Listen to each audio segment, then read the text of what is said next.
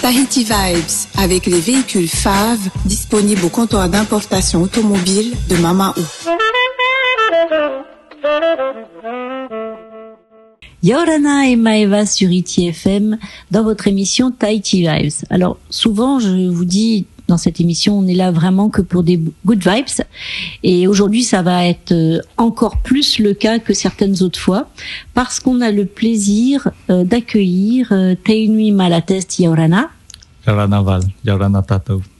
Alors je t'accueille aujourd'hui, parce qu'on s'était déjà vu il y a quelques mois en arrière, pour un projet que tu as monté, que tu as rêvé, que tu as rendu réel, évidemment pas tout seul, mais tu es quand même à l'origine, à la naissance de ce, est-ce que je peux dire, pour ceux qui vont venir y assister, un voyage dans l'histoire. On est un peu dans ça, oui. Oui. Dans l'immersion, dans le voyage, l'aventure. C'est ça. Alors, ta société s'appelle Tahiti Whenua. Tahiti Whenua. Tahiti Whenua, voilà. Et donc, ça veut dire, pour ceux qui ne maîtriseraient pas complètement le Reo Tahiti, unifier le Whenua. Donc, ça a plusieurs sens. Oui, ça a plusieurs sens. Mais ça, c'est bon aussi. Et c'est le mot magique, il en fait partie. Ouais. À la base, Tahiti est le verbe pour unir, joindre, rassembler. C'est aussi le verbe de rejoindre un groupe. D'accord. C'est aussi celui de former un groupe. Mm-hmm. Et en plus, c'est un synonyme de Fa'ati. Du coup, tout était là, tu vois. Ouais. Et pour ma part, de l'avoir rejoint au Whenua, concrétiser vraiment ma volonté de vouloir exprimer le souhait, la vision d'avoir une œuvre qui nous rassemble. Mmh. Alors on va aller plus dans les détails maintenant pour bien expliquer à nos auditeurs. Alors pour les plus connectés d'entre nous via Insta, etc., on a vu passer il y a quelques... C'était quand ? Parce que je dise pas de bêtises. Quand est-ce que c'est ? Concrètement, il y a de cela tout juste 2 semaines. 2 semaines, hein, c'est ça. Tout un tas d'influenceurs de Tahiti que tu as embarqué avec toi, donc dans ce premier voyage qui vous a amené au Motu à Papeari, c'est ça ? C'est ça, on était du côté de Mataya. Mataya. Et j'ai pour ce tour à vocation promotionnelle fait vivre à mes 20 invités spéciaux la légende A'ai Novei Uliri. Donc, explique-nous un petit peu ce qui s'est passé, parce que les images, c'est vrai qu'au début, ça peut surprendre. On se dit, waouh, c'est fini l'accueil avec les colliers de fleurs. Là, c'est des lances quand même, hein. Alors, raconte-nous un petit peu. On vous accueille le matin à bord des trucks, de la bringue. L'ambiance est typiquement chaleureuse et accueillante de chez nous. Et on vous emmène dans un voyage, sans que vous vous en rendez compte, vous passez du mythe à la légende faite réalité, en fait. Et à bord des bateaux, on a découvert cette histoire forte, puissante et riche de Mataya, que les guerriers d'avant, de cette commune, de ce district, ce Mataina, protégeaient si férocement que le roi même, Pomare, ne pouvait pas y fouler le pied. Et on l'a vécu version grandeur nature, puisque mon groupe culturel, leur parenté, des associations ont joué le jeu en incarnant ces Aito qui nous ont bloqué le passage, qui nous ont forcé à décliner notre identité, qui nous ont chassés du Motu pour nous forcer à passer par la mer.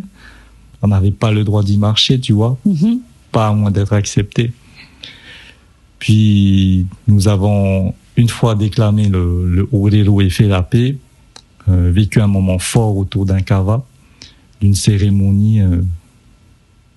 C'était très fort, c'était très fort.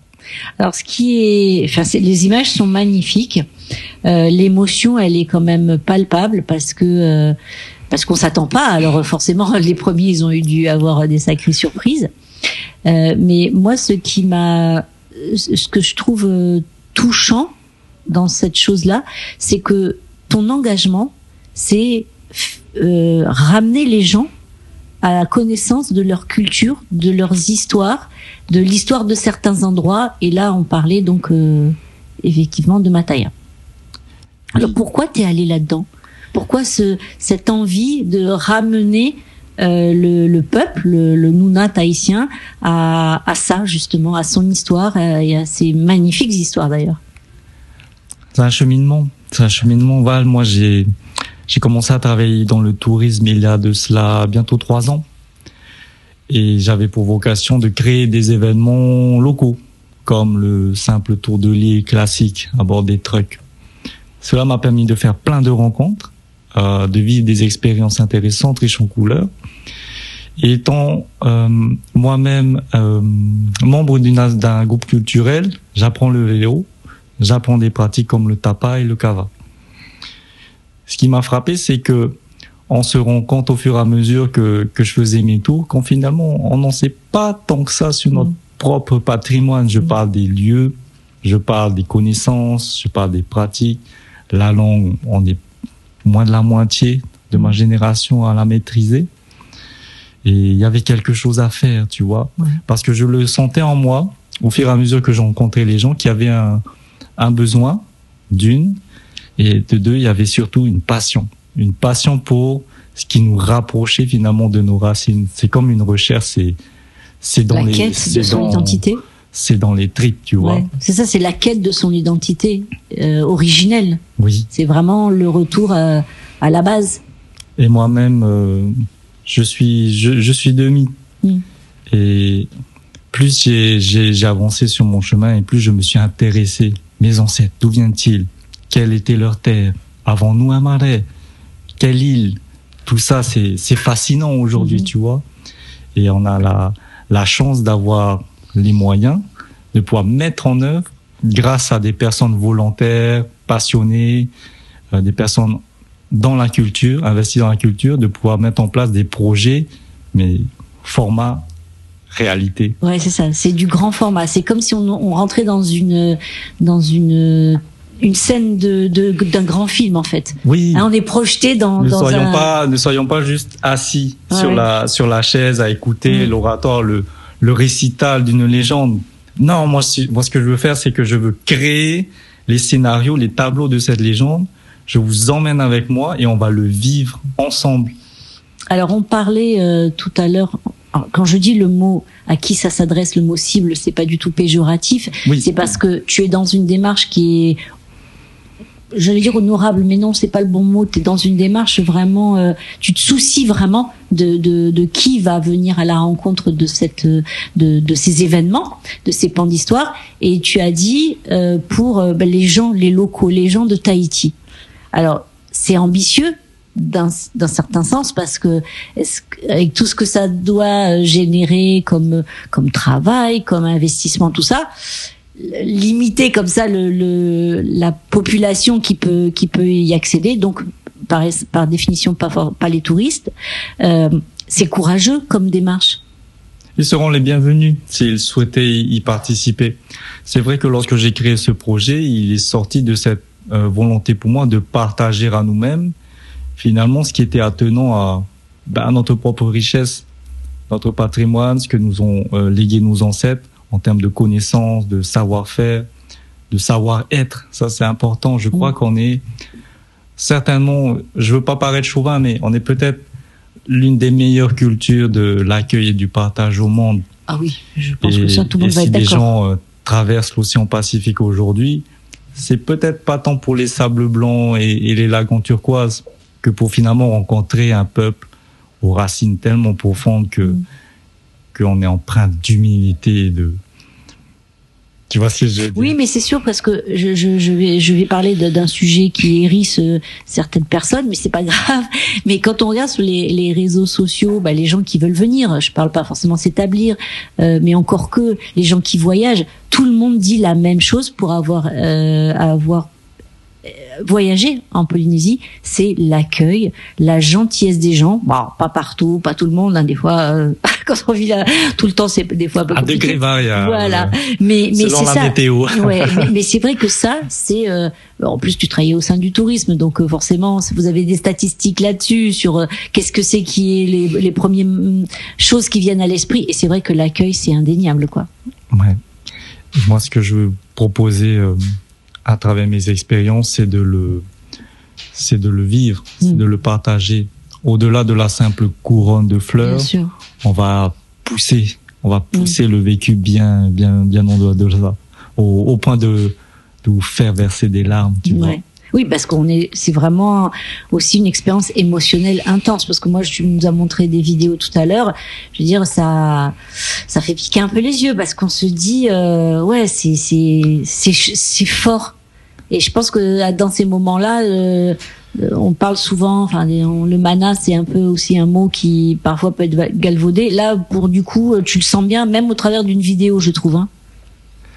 Et on va s'évertuer, c'est notre engagement. Ouais. C'est notre engagement pour le projet que l'on a vu actuellement, le futur et tout ce qui viendra après. Alors à chaque fois donc que tu crées on va dire un nouveau voyage immersif, oui. Voilà, avec des thèmes différents, on va le voir ensemble. Combien de fois cette expérience-là va être vécue? Il y a plusieurs dates pour un même projet, ou comment tu vas faire? On va dire que j'ai pas été procédurier dans le choix de mes thèmes. Ils sont tellement variés. En fait, si tu veux, ils me sont inspirés de plusieurs choses. Le calendrier local, qui a déjà ses temps forts. Je parle de dates comme le Matarinia, le Matar Iraro, le Heiva. Tout ça, ça m'inspire. Puis entre ça, il y a des idées qui me paraissent ou qui me sont suggérées à travers les rencontres que je fais. On peut faire à ce jour des projets sur terre. On peut aller à Tahiti au centre, dans la montagne. Je peux même vous emmener sur la mer. On peut faire un combiné des deux. On manque pas d'idées et à ce jour, j'ai suffisamment de projets pour couvrir jusqu'à fin 2023. Ah oui, d'accord. Ouais. Mais quand même, pour être précis, parce que là, on va parler donc du nouveau projet qu'il y a, qui s'appelle Rima Ta'amotu. Oui, la journée des 5 archipels. Exactement, donc ça sera le samedi 1er octobre. Et je me disais, ceux qui, par exemple, auront vraiment envie d'y être, qui pourront pas y être le samedi 1er octobre, est-ce que pour un même événement, il va y avoir plusieurs dates ou à chaque fois, c'est un moment et le moment d'après, ça sera une autre histoire? J'écoute, si tu veux, je suis très attentif. J'écoute ce que veulent les gens à qui je m'adresse, les gens que je cible. Si l'engouement est tellement fort pour une deuxième édition d'un événement similaire, pourquoi pas? Mais là, t'es plus dans le fait de dire, c'est quoi le rythme? C'est tous les mois de proposer un nouveau. Oui, pour l'instant, l'aventure Tahiti Whenua, elle commence. Elle prend ses marques, elle construit son image et on part sur un créneau comme celui-là. Au moins une expérience par mois. D'accord. Donc. Maintenant, on va parler concrètement de cette prochaine aventure immersive qui va être donc Rima Ta'amotu. Donc, je l'ai dit, la journée des 5 archipels, samedi 1er octobre 2022. Donc, concrètement, sans rien dévoiler d'important, mais quand même de donner envie, titiller un peu les gens. Qu'est-ce qui attend tes prochains invités, entre guillemets, même si c'est payant, hein, ne pensez pas que c'est gratuit non plus. En tout cas, vous serez formidablement accueillis. Oui, c'est ça, c'est sûr. Ouais, c'est certain. Alors, qu'est-ce qui les attend un petit peu ce samedi 1er octobre? Faut savoir qu'à cette date, on a coutume de célébrer le 27 septembre la Journée mondiale du tourisme. Donc, c'est une fête d'ordre international et elle a pour thème cette année le tourisme inclusif. Ce que cela m'a inspiré, c'était de célébrer notre petit pays à notre échelle en rassemblant des intervenants, des acteurs, des prestataires finalement de nos 5 archipels en un seul endroit. Donc, Rima Ta'amotu, c'est une invitation au voyage, un site donné où on a rassemblé tout pour vous en termes d'ateliers, d'activités, des animations, des spectacles, des dégustations, tout ce que vous verrez, fabriquerez sur place, vous repartez avec. D'accord. Et on a une journée complète où le transport est assuré bien sûr par l'incontournable truck animé par la bringue. On a des shows marquisiens, on a un spectacle de Teva Itei, on a le kahaku, le hippo, la sculpture, du tressage, du massage aussi pour se détendre. Et on a des super finales en fin de journée avec une cérémonie de bain ha'amaru dans la mer, purification, un chant collectif en formant une chaîne humaine, et on termine avec la cérémonie d'offrande du tapa, officiée par moi-même. D'accord. Donc, ce qui est important de dire, c'est que il n'y a pas la nécessité de comprendre parfaitement le tahitien pour être embarqué, en fait, compte dans ces échanges et pour comprendre. Tu es d'accord là-dessus?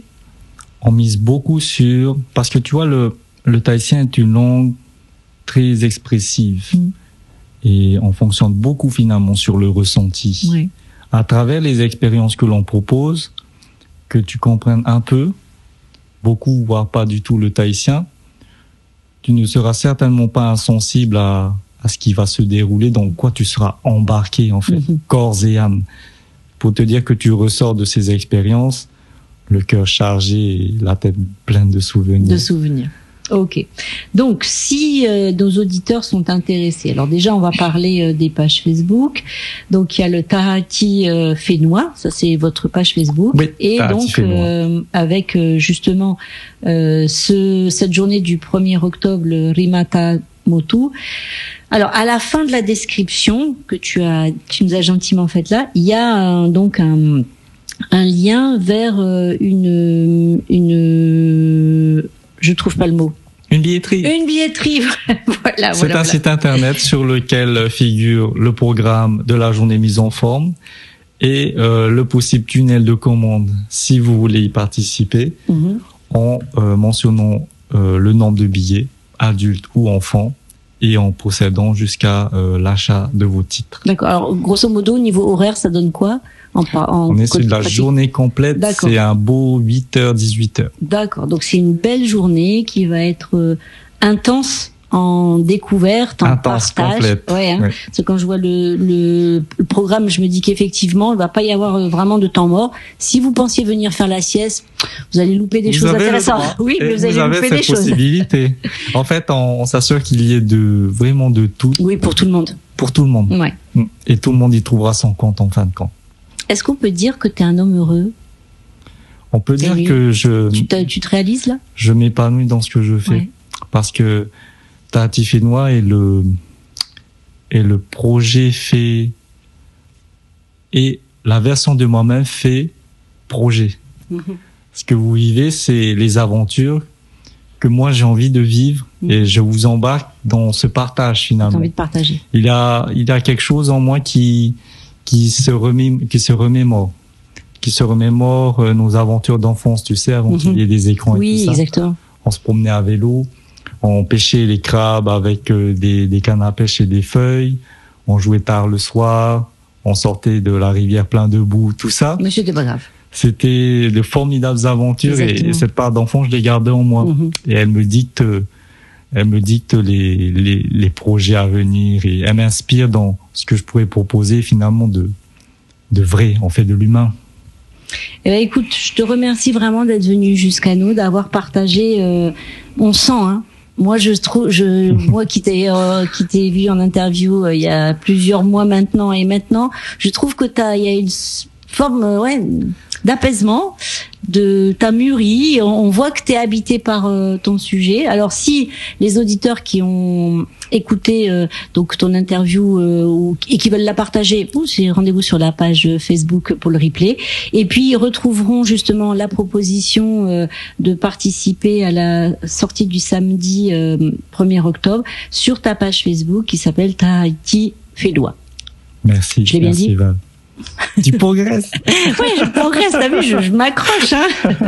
Mais écoute, merci beaucoup à toi d'être venu. Merci à vous de m'avoir accueilli. Eh ben, écoute, avec grand plaisir. Chers auditeurs, n'oubliez pas de partager sur la page Facebook les interviews comme celle d'aujourd'hui. On vous souhaite à tous une belle journée. Prenez soin de vous, Nana. Nana. Tahiti Vibes, avec les véhicules FAV disponibles au comptoir d'importation automobile de Mamaou.